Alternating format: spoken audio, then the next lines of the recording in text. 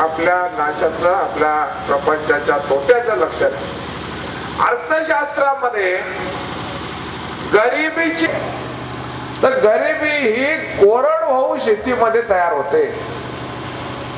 आणि कोरडवाहू शेतीमध्ये काय कारखाना कशाचा, तर गरिबीचा कारखाना. का घडतं असं की प्रत्येक माणूस हा काही जे कष्ट करतो त्याचा मोबदला मिळणं त्याला आवश्यक असतं. आणि हे सगळा कारखान्यात काम करणारा कामगार असेल, अजून कुठं आणखीन काही काम करणारा असेल, हमाली करणारा असेल, तर त्याला त्याच्या श्रमाचा काही मोबदला मिळत असतो.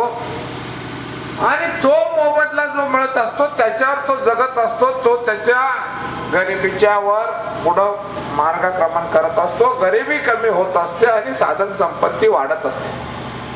आणि आवश्यकता या आहेत त्या भाकरीच्या आवश्यकता पहिली, त्याच्यानंतर वस्त्राची, त्याच्यानंतर मग घराची, आणि मग बाकीच्या भौतिक सुखांच्या. ही जिरायत स्थिती जी आहे, ही जिरायत स्थितीमध्ये गरिबी तयार होते. याचं कारण असं आहे की घातलेला पैसा असेल, गाळलेला घाम असेल, वाढते. हे लक्षात घ्या. घातलेले पैसे 10 रुपये असतील, 10 ला 10 मिळाले, फायदा नाही, तोटा नाही झाला. घातलेले 10 रुपयाच्या ठिकाणी 100 रुपये मिळाले, 90 रुपये फायदा झाला. घातलेल्या 10 रुपयाच्या ठिकाणी 1000 रुपये मिळाले तर मग त्याची प्रगती अधिक झाली.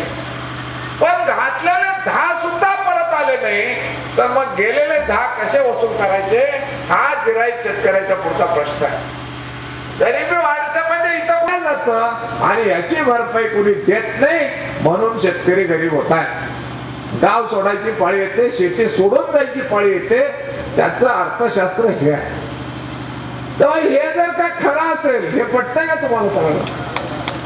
मग हे जर का खरं असेल तर याच्यावरचं उत्तर हे पाण्याचे टँकर नाही, याच्यावरचं उत्तर छावणी नाही, याच्यावरच्या ह्या मलमपट्ट्या आहेत. लक्षात.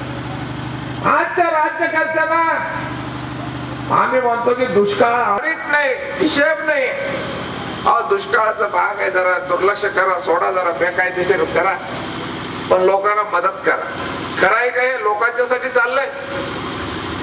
आज जर का 4 टँकर देत असतील कागदावर, तर गावात एकच येते, 2च येत आहे. पण या सगळ्या गोष्टी का घडतायत अशा?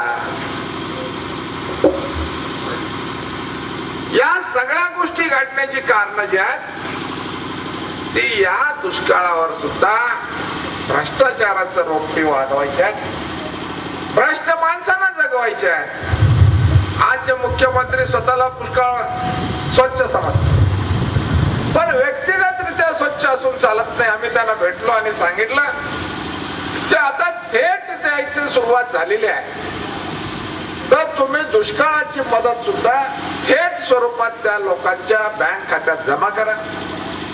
आज जो तुम्ही असा पैसा खर्च करता, आज जनावर कोणाकडे किती आहे त्याचा हिशेब आहे.